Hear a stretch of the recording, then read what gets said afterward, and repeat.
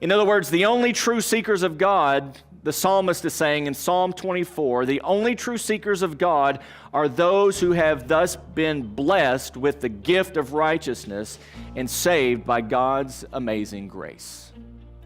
Meaning the only true seekers of God are those whom God has drawn to himself, removed their spiritual blinders, they can truly see who he is, and they thus seek him as the way, the truth, and the life. They've discovered life in Christ and in Christ alone.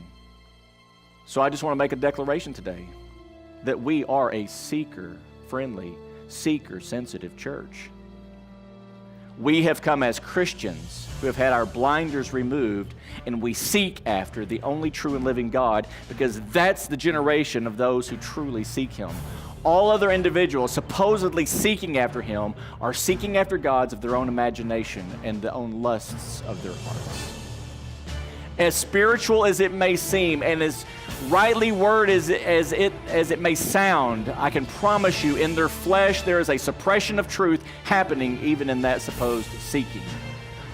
Only God's children are true seekers. Never forget that. Especially in the culture, in the day in which we live, in the way so many churches these days are founded around being seeker-friendly, seeker-sensitive, seeker-driven churches, and they do not have this concept of seeker in mind at all.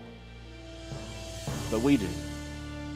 We believe that the church is a place where seekers of God do show up, a place where the children of God show up to worship the only true and living God. And you know, the good news is this: if an unbeliever were to come into our presence, you know what they would experience? They would experience the love of God's people. They would see the joy of God's people all over their face. Their countenance would be irradiating the love of Christ. They would hear the songs coming from our hearts and our vocal cords of praise to the only true and living God. They would see us gather around the Scriptures as if this were a campfire by which we warm ourselves up and get encouraged as we go back out into the world to be ambassadors for Christ.